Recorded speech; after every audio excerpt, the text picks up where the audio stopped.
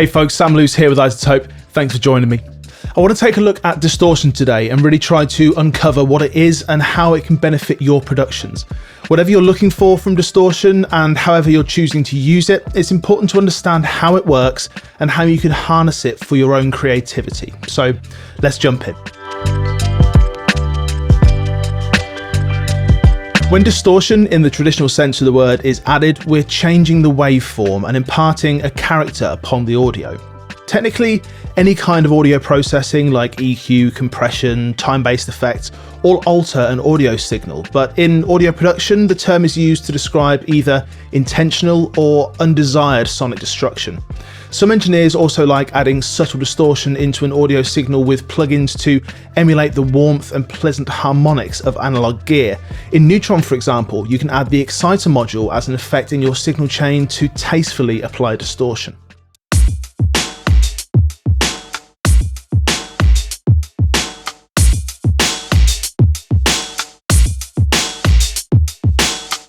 When you compare this to something like Trash with its multitude of different wave shaping capabilities and advanced distortion algorithms, you'll soon see that the scope of the term distortion stretches even further.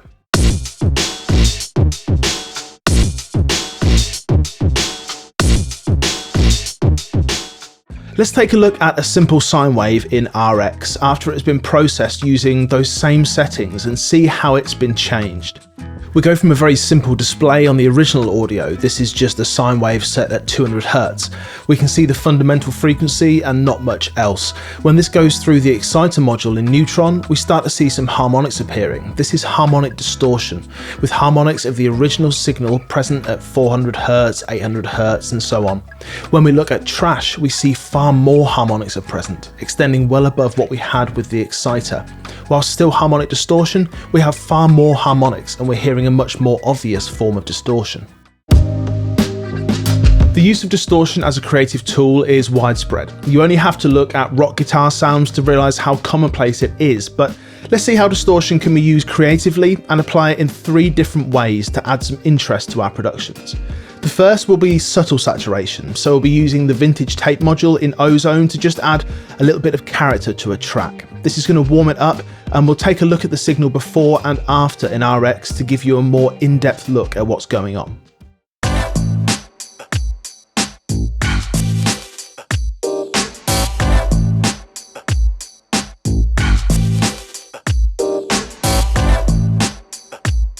You can see here in RX that when we compare the original to the saturated version, we get some more information in the highs and lows, as well as the transients getting altered. Just take a closer look. This is the original, and this is the saturated version. Whilst we can't say that every single transient has been brought down, that's not really what we're hearing. We're hearing more of a tonal shift with the highs and lows being altered and a gentle kind of compression that's acting in a far less linear way than typical compression. The second is using the saturation module within Nectar to add some grit to the vocal. This isn't complete full-blown distortion, but in the context of a track, it can work well to add some character and help the vocals sit better in the mix. I need to learn to live life. I need to learn to let go. I need to learn to love right. I need a house with an ocean view. I want a fancy car. I want to live on Mars. I want to see the stars. I wanna move like you. Thirdly, I really want to mangle a track with Trash and showcase exactly what it's capable of doing. In this instance, I'm going to be using automation to move freely between the distortion algorithms on the XY pad to showcase different settings at different points.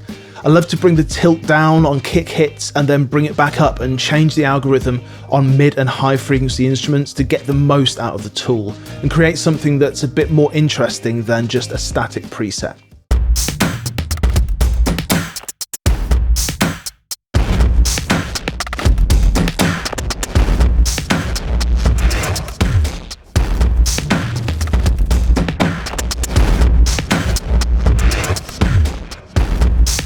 So there's 2 effects at play here, saturation and distortion. They're kind of two ends of the same spectrum, but they achieve their effect in different ways. Saturation adds subtle harmonic content and warmth to audio signals, enhancing their character and richness, while distortion creates more noticeable and aggressive alterations to the waveform, often resulting in a harsher, grittier sound. Both effects can be used creatively in audio production, but they serve different purposes and produce distinctly different sonic outcomes. Sometimes distortion isn't always a creative tool. Sometimes it occurs where we don't want it to due to overloading a link in our audio chain. Think about if you've ever taken a video at a concert. Often the audio will come out distorted and overblown because the mic just can't handle the amount of volume it's being asked to record. Now, no video on distortion will be complete without at least mentioning gain staging, where we make sure that no one part in the signal chain is overloading another to ensure we only get distortion where we actually want it. If you want a deep dive into gain staging, check out the video I made on that, just right up here. The different types of distortion we use in a mix fall into a few different categories, each of which have different qualities that they impart on the signal. The first is harmonic distortion. This is when a processor adds harmonic overtones to a signal. You'll recognise this from the saturation example. It adds these overtones by overloading either valves or analog tape or digital emulations of these things, and when used sparingly, it creates a warmth in the signal, but when overloaded, it can get harsh.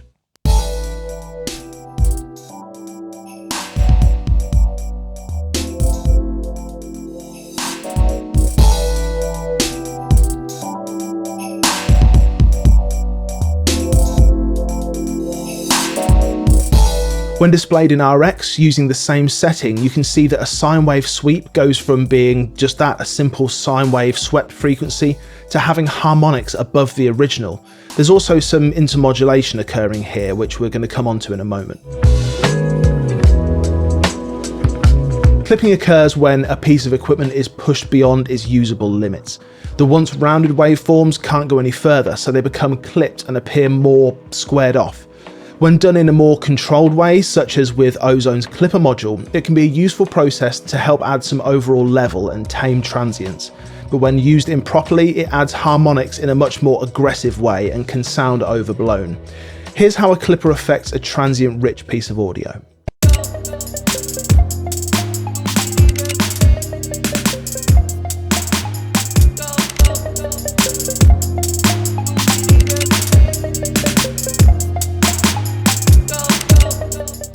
You can see in RX that when we zoom in, the once rounded peaks of the waveform have been clipped off and are getting closer to being leveled off.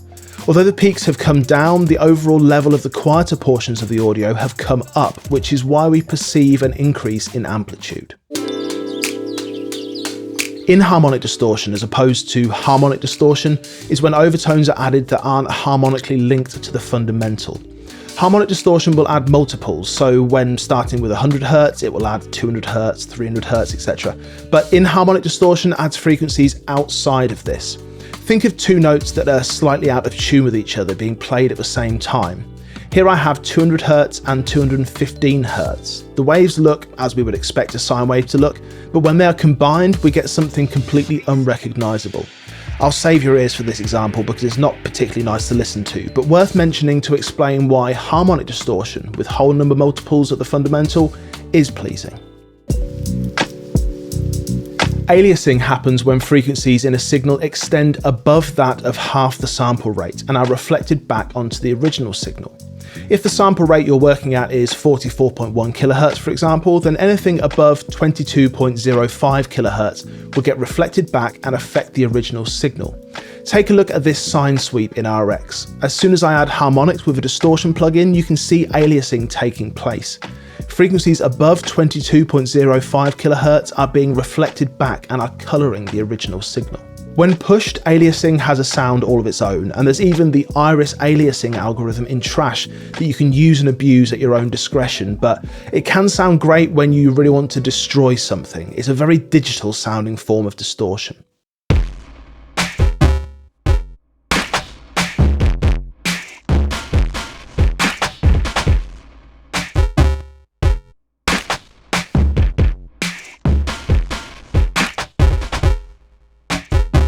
You can see an extreme example of aliasing here in RX, where the original sine sweep is completely unrecognisable due to the aliasing taking place.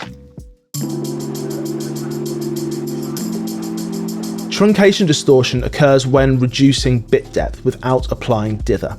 If you want an in-depth look at audio signals and digital processing, including dither, check out this video at the top. Suffice to say that when we're converting from 24-bit to a lower bit rate, we should apply dither. Otherwise, quieter parts of the signal are simply chopped off, and this leads to distortion. Here I have 4 versions of the same keyboard. The first is exported at 24-bit, where there's no need for dither as there's no bitrate reduction taking place. The second is at 16-bit with no dither engaged. The third is exported at 8-bit with dither, and finally 8-bit with no dither. You'll hear a slight degradation in quality with the 16-bit version, although it's not overly dynamic, so it's not as big an issue as when we go to 8-bit.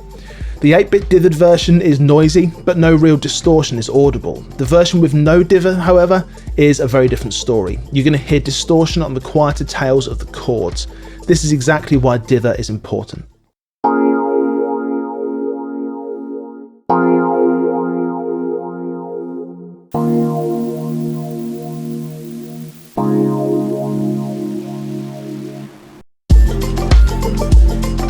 Finally, bit crushing. This is a kind of umbrella term for processing that includes both aliasing and truncation distortion. Plugins like Byte from Native Instruments Crush Pack can give you the option of how much you want to reduce the quality of the signal using bit reduction, saturation, and some other fun tools. This uses a lot of negative qualities inherent in digital distortion and turns them into something creative. Not right for every source, but sometimes you need to destroy something to help it stand out. Let's use the example that we used in the truncation distortion to give you a good frame of reference.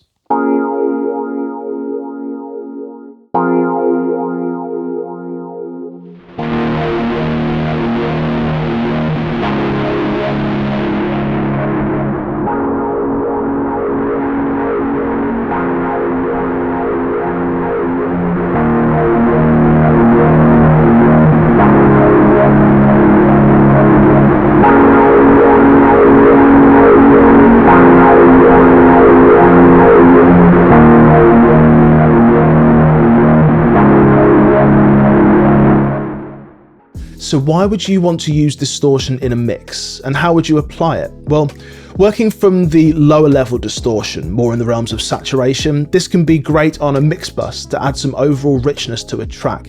It will add some subtle compression and really help a track tie together. Take a listen to this track that has Ozone's vintage tape module applied at some fairly subtle settings. As this is a gentle warming effect and mainly focusing on the low end, you may want to grab some headphones for this one.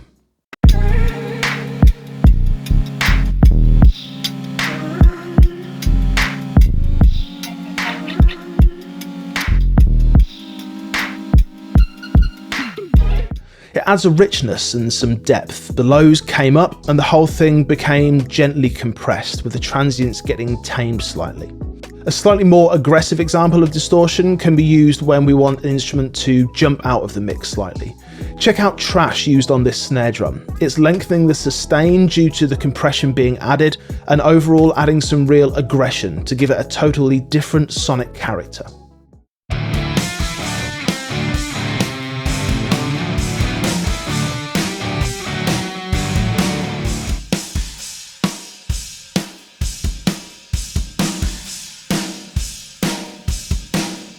Then of course there are times when you just want to have fun and break stuff. Trash is awesome for that. It gives you a real sonic playground filled with different distortion algorithms to really go crazy on your track. Check out this beat and how it takes on a completely different personality once we apply Trash.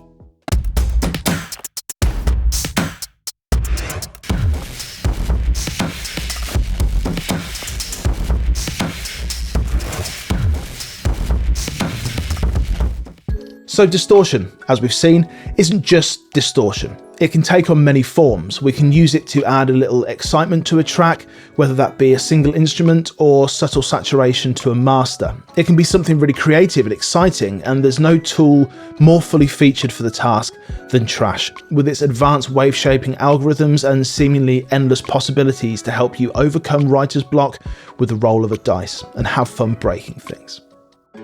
I'll see you again soon. Take care.